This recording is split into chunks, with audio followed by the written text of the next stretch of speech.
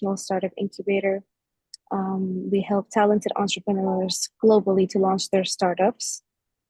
And our vision is to develop an inclusive network of innovators and entrepreneurs globally that have the support, the skills, and the connections to positively change their communities and countries. And today we have a very interesting session lined up. It's called The Future of Work. We're going to be talking about all of the new tech advancements and how are these tech tools going to be implemented in startups, and how startup owners and entrepreneurs can benefit from these new tools and utilize them in their businesses. And joining us today, we have Mr. Mo Hamdouna.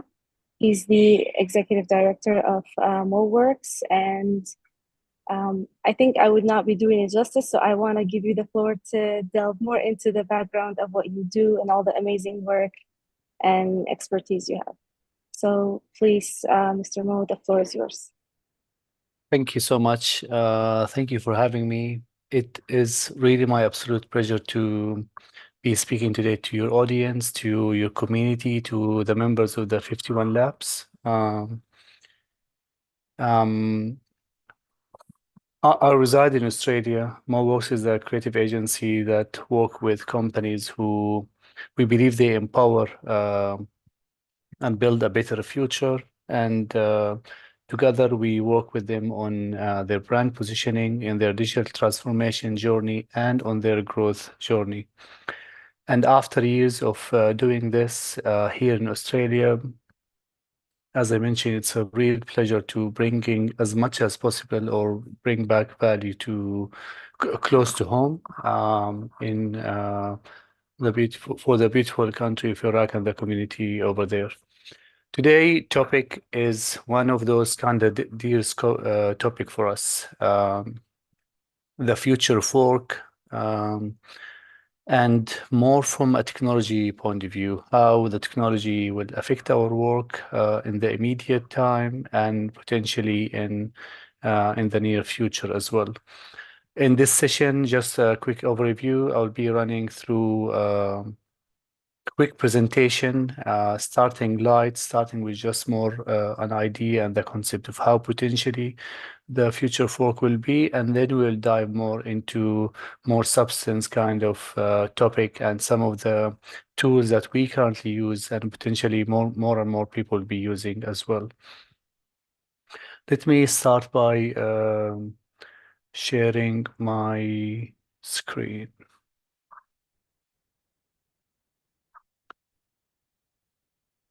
All right. Here we go. So again, thanks for having me. I'm today here with you all from Melbourne, Australia. As mentioned, we will go through this session. I'll try to do and walk you through some real examples of topics that we cover and utilize at MoWorks. And after that, we'll open the time for Q&A, and we'll be more than happy to answer as much as possible questions today. And later on, we can continue the conversation offline. I'll be sharing my contact detail as well with everyone, or you can check me out on LinkedIn as well. Now, as a disclaimer, today information will be provided more as educational purposes. It's not really a recommendation of which tool for each one to use, nor that we have any affiliation with any of those tools. Majority of those tools I will be sharing provide a free version as well. Now, this is our agenda for today. We're going to start with the future of work. What does it look like? Then we will dive into the difference between automation and AI and how both will be shaping the future of our work, some of the challenges of using AI, and then some of the tools that can be utilized in this aspect. Now, the future of work. What does it look like? How it will be from different aspects. So not really just from that being a tech-enabled future, which is potentially the common what people are expecting the future to be of work. Tech-enabled, I'm here in Melbourne speaking to you guys potentially in Iraq, in Erbil, in many places. I saw 51 labs as well in Colombia. So from wherever we are connected. Lots of tools, more and more tools are coming in, and lots of solutions are getting now replaced or being digitized, basically using different technologies. The way we also see it, which is today is a big examples of it, that the future of work is a community champion. There's big part of lots of businesses of today and the future of work that will be fully dependent on having an active and supportive community that surround this business. So if you are a startup or if you're working on an idea, my big advice at the moment, start building your community before building your product.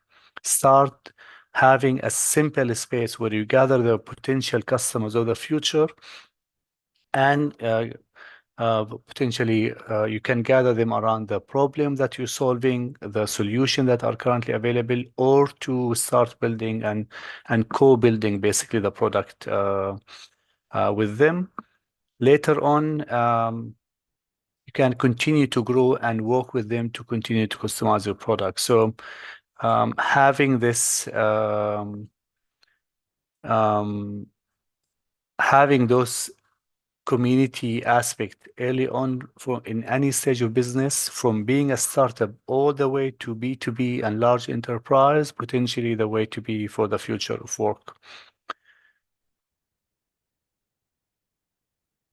The future of work is definitely going to be inclusive and diverse, and the power of diversity in team, in businesses, in community is stronger than ever. It's strong today, and it's going to continue to strengthen for many reasons. One of them is the effect of multiculturalism, from migration, from having solution that not only serving your location, city or country, but you're building most of the time now solution that will go cross borders and overseas. So including and having an inclusive team, community, and network or target market is definitely part of the future itself. And a very aspect of the future, from your digital infrastructure, from your product itself, from the supply chain, from the end life of your product or the continuous life of your product, is having work that is environmentally conscious, from your team, from how you practices inside your office. And as I mentioned, from the website, your server that you host, all the way to the packaging, your document, and more on. The future of work will be environmentally conscious, and it's something you need to start on it from today. Continue with the community and with having a diverse and inclusive future of work. The future of work is definitely going to be global. Serving a local or small area always will be there, will be an option, and many businesses will continue to do it. But there's more open doors. So if your business is not serving and trying to be global, you expect global people coming to your business, either when they're visiting, when they want to experience your city, etc. So taking in consideration that the future of work, and when we say global, even the talent are global, working with international consultant, international talent, using a platform to hire people from elsewhere, is contributing this type of future as well. More and more, with all what's happening with the going global, with having diverse talent, with being a community focus, the way we see it, and with all the technologies that are coming towards us and solving so many things, we see the future of work being specialized and niche down. So if you have a product, or if you're thinking to build a business, figure out a specific niche in the market that you dedicate your product and solution to, or try more and more to specialize, because there's lots of tools will be covering a lot of solution, and always usually the market start with those kind of generalized product. And for you to stand out now more than ever, you need to specialize as well. Now, moving away from how is the future of work and the different aspect of how and what will shape our future of work, and just bring it down to one of the key aspect that fully will transform how we used to work, which is already has an impact on us today.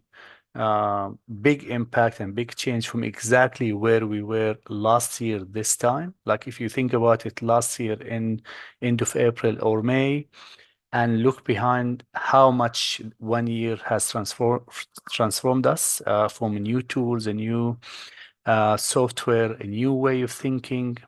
Honestly, we and you will be amazed just in 1 year how much has changed in the business tool and software environment, and base this on the next 5 years and see how far we will go.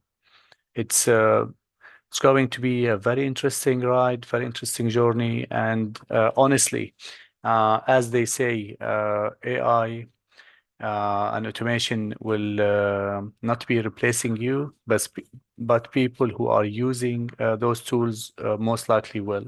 And so today we will go through some of the aspect of how to start this journey, and then what type of product that will be as well on this aspect. I saw a message came in. No, this is from you, Miran. So I'll try my best to look at the Q&A while I'm delivering the session, but I will just keep it for a bit more if you guys don't mind. All right. So when it comes to automation, AI, and trying to figure out what tool you should be using in your business, usually those tools are most likely a respond to something you want to improve in your business or a pain point that your business have. And starting here usually are the best way to figure out what you should be implementing in your business, or which tool you should be starting with. Because as we said, there's many tools can be implemented, and it can be overwhelming to try to implement everything at once or solving all problem at once.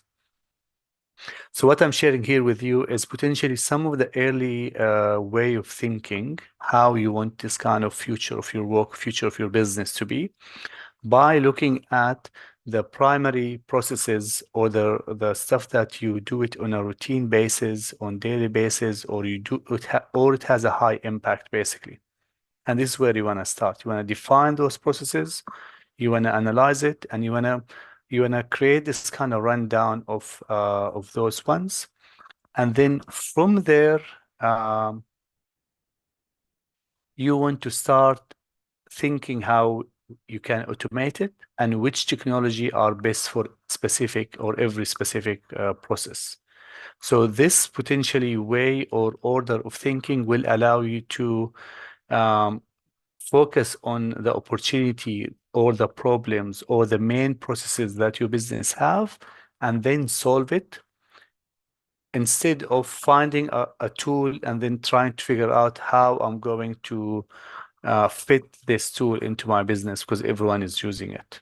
So, because if you think in this way, potentially you could be selecting the wrong tool or starting to solve the wrong problem in your business.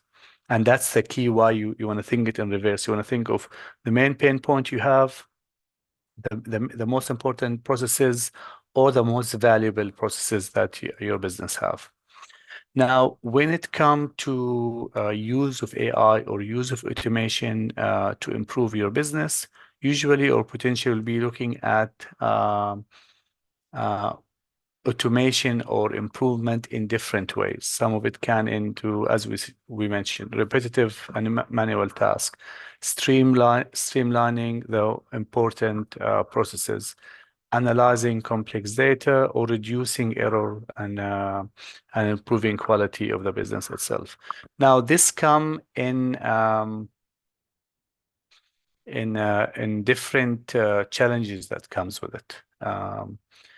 And that's also something you need to be aware of, because installing or introducing new tools to improve your business and make it ready or future proof for the future of work comes on a cost beyond the cost of the tool itself.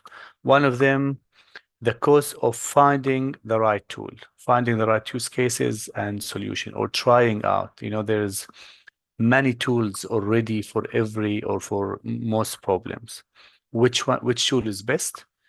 But most importantly, which tool will actually survive? There's tools already started last year and become old already because there's a better new tool that comes out. And this fast race will continue to keep it a very challenging task.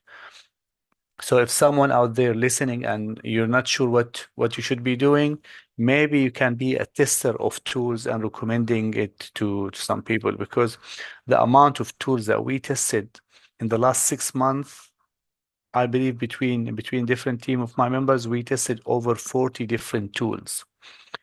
And we didn't even cover majority of the aspect of it. Other challenges you can face on trying to get your business up to speed is actually ensuring the data quality and the security of your information.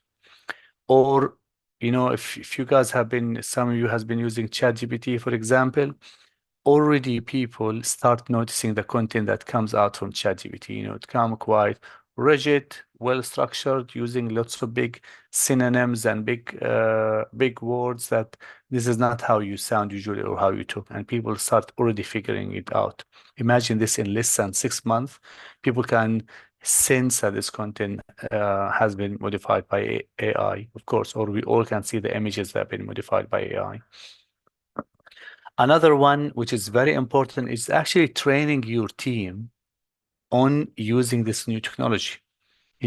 Every time you introduce a new software, it comes with the cost, the time, and the effort you need to introduce this to your businesses. And of course, here come with understanding when is the right time to introduce this new tool. Because if you want to introduce it, it means you need to train for it, and at the same time, you need to continue to evolve this tool as it evolves itself. All right, I'll quickly just jump on your question, Miran here. Should we be aware of every tool developed or be on the hunt for them so we are ahead of the game? Very, very good question. Quite exactly what I mentioned 5 minutes ago. It's a race by itself. There is new tools on daily basis, especially that creating those tools are getting more and more easier as well. So anyone who finding an issue is currently launching a tool. And what I believe from my point of view is going to continue to happen is some of those tools will start to niche down and focus on specific market to train its own AI into this market instead of being a generalized product itself. That's one. Second, if you have or if you're part of a community, you want to continue to work with those community to see what other people has been testing and recommending. Most likely, or most importantly as well, 4 main tools that you want to introduce in your business right now, I will select companies that have proven themselves that they're here to stay, or they have some solid support behind them, especially if it's a main tool that you want to introduce for your business. So you be aware that, or you have more confidence that they will continue and something gonna fade out after 1 month or 2 months, because it's already happening with lots of those kind of amazing new tools that comes in, and then suddenly, whoop, Adobe introduce the solution in their suite, or HubSpot use the same thing and introduce it, or Grammarly introduce it, etc. So you want to look for those kind of single, basically, signals that show you that this company here to stay. Now, prioritizing innovation today is the key for unlocking the growth and proving your future. How can we go about it?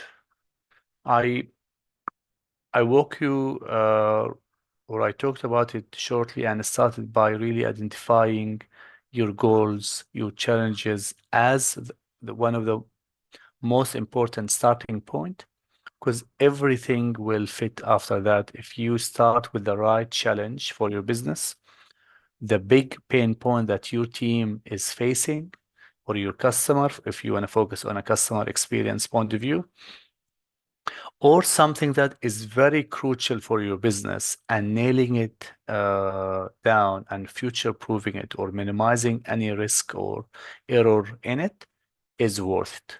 Because not every problem in your business need to be automated. Not every task can be automated or can be automated from one tool, nor that it's all important. You know, running a business or being involved in the business, you have specific hours in the day that you can actually do things in it. And trying to fix everything at once usually lead to not fixing anything at all or just poor kind of fixing. So I'll start by laying out the list of the most important thing we want to list, start from there. Then start searching for strategies of how people already solve this problem. I'm starting here to ensure that if someone already, because most likely whatever problem you're facing, someone already has or lived the same problem. And so you will want to basically start from their where they finished. You don't need to reinvent the wheel, especially right now because everything is really moving really fast. So you want to see, is someone facing the same issue we have or have the same challenge? What did they do and how they solved it?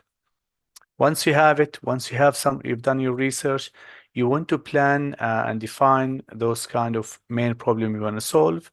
You want to map it out in a process because your automation or your AI need to be built. You're trying to digitize basically a process, and you want to think of it as a process so you can simply find then, which is the next step, find the right tool that can solve the whole process, or you can find specific tool that can solve part of the process. Because sometimes it's very hard to find one tool that can solve the whole thing. I'll show you an example later on of a video, AI-powered video that I currently use to create some form of training material for my team. And I use some tool that I will share with you, but I use 3 different tools to create those videos. Once we define exactly what I need to create the script, I need to create the PowerPoint, I need to create the video, and then I need to do the editing and put it all together. So there's 4 main stages. 3 tools can solve it for me. There is no just yet one tool that can do it all. But it allows me to see the process, because if I can only find one tool, at least I'm automating one part of it, and it's not like I'm giving up on the whole process. After that, we find a tool, you test, you validate, and you continue to monitor how these new tools are evolving. Because some of the tools that we've been using, for example, I will show you example. One of them is called Heygen. I will play the video shortly, but this tool has been evolving every almost 2 weeks, introducing new features in it and making things much and much easier. So as if you finished it, most likely need to improve it in 1 or 2 or 3 months already. All right, another question. What role will remote work and virtual collaboration tool play in the future? This is an amazing question. I will share some of the tools that we currently use for this. One of those, what we call them, the virtual whiteboard tools, such as Miro or FigJam. It's currently a stable at Moworks. We use it in every single project in big time, and I'm more than happy to quickly share some example of live boards that we use it to collaborate online. It allows us to, we use those tools even if we were in the same room, but allow us to collaborate with our clients, with remote team members, with following someone. Like, I can click on something and allow me to follow exactly where they're walking, where they're driving, leave comments, change, work together, see everything in live environment. Brilliant tool. It cuts so many things and think of it as a whiteboard just on in a virtual world as well. So I'll come to this example later on, but I have a brilliant tool for this if this is what you're looking for. All right. So let's move to the fun part. So some of the business tools and some of the scenario of where you want to use your business tool. And I will start from here. And this is an opportunity for you guys to either send us a message or ask a question, or tell me which one of those processes or um, business functions that your business use a lot and you would love to introduce new tools to improve it. I selected a mix of generic business scenarios just because I wasn't sure exactly what kind of audience we will have. So I didn't want to go to production line or supply chain aspect, and I just went to um, business admin, sales, HR, um, automation, accounting and invoicing, etc. So I'm not sure if we are able to receive some questions, but if there is one specifically you believe you have a pain point for it, please feel free to mention it in the chat. Now, with those ideas or with those kind of processes, those are some of the most commonly, let's say, practices that every business has to go through. And that's why potentially you would find many tools trying to solve each and every one of those aspects, from analyzing customers' feedback and monitoring their feedback, from listening to customer care calls, and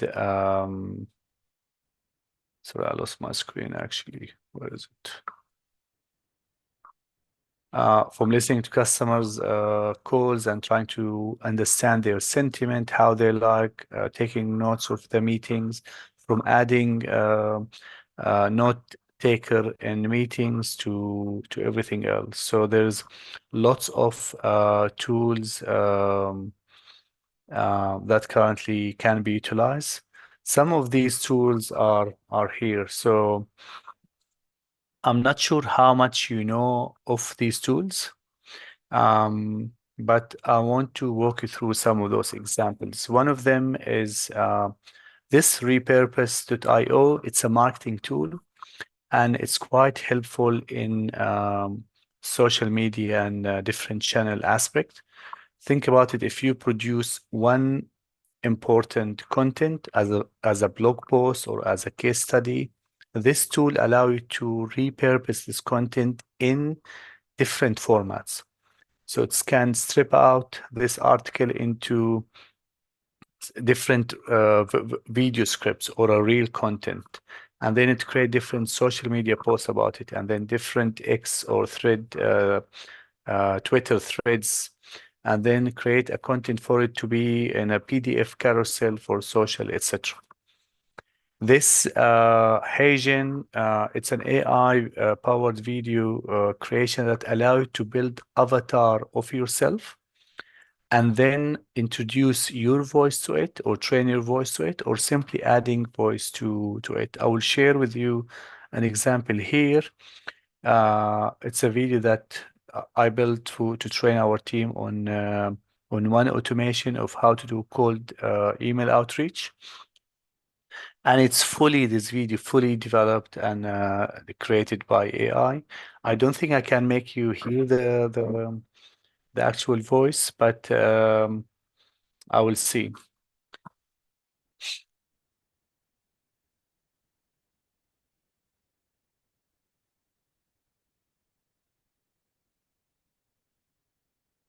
So as you can see, this video, everything in it is actually done by AI. The movement, the video, my movement, the content created, um, and more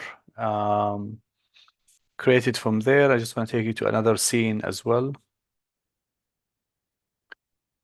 Where is it here?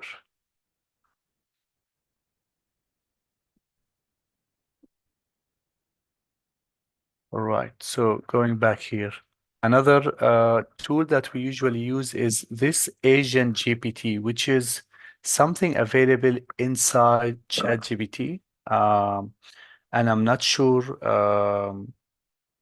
potentially how much of you use it in this volume, and I'll show you example here. So as you can see, you have your ChatGPT and you have everything in it, but this allow you to build Agent GPT similar to what we're doing here, for example, and I'll show you an example of our MoreWorks one. So here, this section in ChatGPT using the Agent GPT is customized of the knowledge of your business itself or a specific topic. You can train it inside, and you can see here how you can edit it by adding information, uploading PDFs, uploading information to train this specific section or GPT only to be answering precise information about specific topic. Another tools that can be used as well that we use at MoWorks on daily basis. One of it's ClickUp. ClickUp is a project management tool. Think of it like Monday.com or Asana and more. The beauty of ClickUp is it has a lot of automation and AI tools in it that can speed up or organize and improve a lot of your processes within the business itself. Another one called Walaxy. Walaxy, if it's a tool that I personally use to support me on business outreach in B2B business marketing. And I'm sharing with you a tool that once you know it, once you know how to use it, it can transform how you potentially grow your business. And I will show you here potentially an example of it. So I'm currently running multiple campaigns, and it helped me understand and build specific campaigns basically that is linked to LinkedIn and linked to email as well. And I'm showing you here an example of something I'm running. It looks complicated, however, it's quite simple to set up. This tool allow you to build and collect different prospects. It look for the information, and then it does this automation using your LinkedIn, as I mentioned, and email. It views people profile, it send them an invitation, and after a specific day, after 4 days, for example, it send them a message, then an email, and then a message. You can build this kind of different flows using it. It takes sentiment of people, it adjusts some of the messages, and it does a lot as well more of this. Other tools, a tool that I also really love and we use in constant way is called Scribe, this one here. Scribe basically an AI tool that allow you to build a step-by-step guide to to do anything. So think of it here. If you want to build our processes for people, if you want to build a user guide, if you want to build how to create something, you can use this tool to document how you are doing things. So basically, you go to this tool, you turn it on, and you go about finishing a task, and this tool take a screenshot. It show the animation where people are clicking. It show what you have to be doing. It tell you what all the details. It gives you the information, and suddenly you have this interactive, perfect user guide or process document that is up to date. It's perfect, and it took you 1 minute to create all of this. Basically, you simply just went and did the process that you want to document. So as you can see, there's many different tools and many different ways that can support your business. And finishing up, technology is one aspect of the future of work. I believe certainly the power relay on the community that you build around your business, on having a diverse and inclusive team, in being sustainability conscious as a business, as a team, as a product, and most importantly, of having a specialized and a niche product as well. So thank you all, and it's time for questions. I'm more than happy to answer what you guys get. While we answering question, here are my contact details. Connect with me on LinkedIn or follow our website. This actually middle one is our website, or reach me out on Instagram as well. So I'll start with one question here, which is from Ara. Can I use Agent GPT to talk to my customers on different platforms, or should human interaction remain the main focus when it comes to communication? So the Agent GPT, Ara, is not really a chatbot. It's more, think of it as a knowledge hub of your product and businesses. So it can definitely allow customers to interact with this GPT to ask question about everything about your product, your business, where you source information, where you source it. So it's more like a self-served portal for your customer. But you can also build it, which is the way we currently using it. We are building it as a knowledge hub for our team members. If they have any question about us, or about the services we do, or the processes we have, or where we locate the process, etc. So it's almost like working as a brain for our team that tell them or answer them question that most likely they have to come to me and ask it, or they have to ask for our account director or our agency manager, etc. So it can be um, used in different ways, but it's not a chat bot. So it's a big difference. Chatbot, you can use different tools that are powered by AI as well, that you train it, but then allow you to come and have human interaction if you want to as well.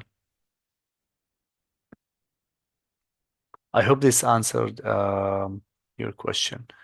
There is another one. Can you tell me a bit more about IoT and how will it benefit startups?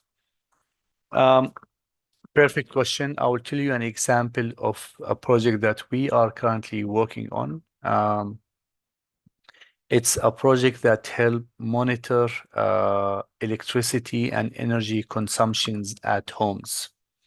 So it's a device that I'm working with a business that currently here in Australia, that you plug it in a wall, you just put it in a electricity outlet, and it read basically the consumption of the electricity in your power, basically in the home itself, and it send data of this consumption to a dashboard, and the dashboard that receive it it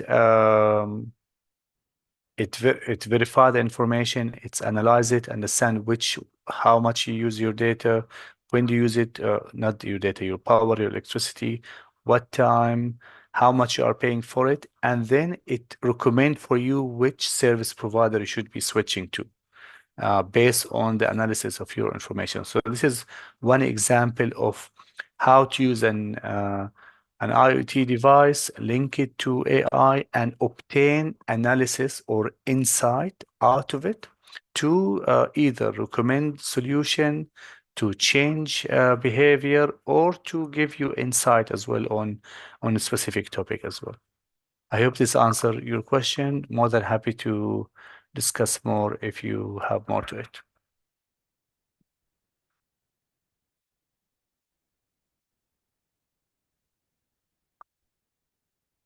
All right, another questions come in. do you think businesses should invest in AR and VR technology, especially VR, because it's feel like a bubble that will pass, but AR has more applications? Um, I personally don't believe VR is a bubble that will pass. Know that I'm telling you that VR is more important than augmented reality. Both will have its own use cases. VR basically will start as always with things that can go mainstream. So from like gaming, for example. Um, but I know some projects here in Australia that are using VR at the moment in training, trying to build um, trading environment, community environments in it, as well education environment or experiment aspect. So those are potentially simple use, but obviously the current big use to it is more into the gaming aspect. Now VR, I'm with you that uh, I believe it's here to stay. It's here to go mainstream and be part of our every day. Um, you already can see it in different aspect, and it's going to come now. Um, the objective of AR so far, I believe the first kind of simple investment, or let's say low barrier investment, will be to create tools that will live, for example, on Apple glasses or in Google Glass as well. So you're going to start building tools that use their technology. Because you building the technology, obviously, this is something huge. But what app you can use so far that you will need it to have it in within your eyesight as a solution. Um, Things that Apple will not create themselves. Like Apple will have the temperature in our eyes, giving us what to dress, etc. Um, all right, more questions coming in. What cybersecurity measures should businesses consider when adopting new technological tools? Um, Important question. First thing, you want to understand the tool you use. Where is it? Where is it coming from? This question by itself can just give you a quick insight of how much you should um, trust or not trust this product. I personally believe AI tools that coming out of Europe or countries under the GDPR are currently one of the most trusted aspect because they are under current and one of the most advanced AI laws that can protect your business itself. So choosing the understanding where the AI tool come from will give you lots of insight. Suddenly, as they go, what you post in the internet belong to the internet. So you want to be careful as well how much you put there. Um, and you want to work with trusted tools that most likely they have their own security measured as well. So these are three simple ones. I'm not by any mean is a cybersecurity expert, so I cannot tell you more than this. But these are let's say, the things that you always want to have it in mind before you conduct further or apply different measures as well. All right. We see lots of tools being used for different sectors of businesses. What are the most effective tools that enhance digital marketing techniques? Um, Somehow, I believe the digital marketing tools are currently the most common tools as well, because this is one of the most important function in businesses. So there's AI tools that help you in generating images for your posts, AI tools that help you build social media content. There's AI and automation tool that help you schedule your content. Some of it we've been using for years for now as well. There are other tools that help monitor um, and respond to messaging that in the community that is powered by this brain of the business itself. And there's some of the outreach examples that I shared as well, so allow you to actually reach out to people. Should all businesses, even startup, use data analytical tools such as open source, or is that not always efficient? My mantra here is, even if I don't want to use an analytical tool just yet, I will set it up and allow it to collect data anyway. So when I am ready to use this data or check any trend or review the business, at least the information are getting gathered and I will have this history of information. So even if you still believe it's too early to measure, or you wouldn't have enough information, I will just set up my analytical data anyway, have it to start collecting insight and information. Remember, you need to start somewhere. Second, if you want to build any AI model, etc., it needs to be trained on information. So this is a future thinking for you. You need to start analyzing and collecting data itself, so you can train the information later on it as well. All right. So there's no more questions.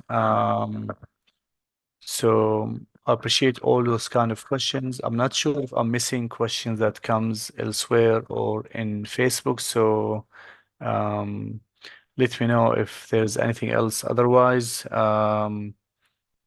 thanks again for having me. If you run a business in energy, in education, technology, or medical space, reach out to me. Happy to chat. If you're coming to near Australia side as well, reach out to me as well. We'll be more than happy to catch up. And for the 51 Labs team, thanks for having me as well. Thank you so much, Mr. Mo, for this very informative session. I think we've been through all the questions we received. So if there are no more questions, I think we can end the session now. All right, perfect. Thank you guys. Thank you guys for joining. And thank you for dedicating the time to host this session for us. I hope everyone found it as informative as they needed. And we really appreciate your time. And I guess that's it. Thank you guys so much.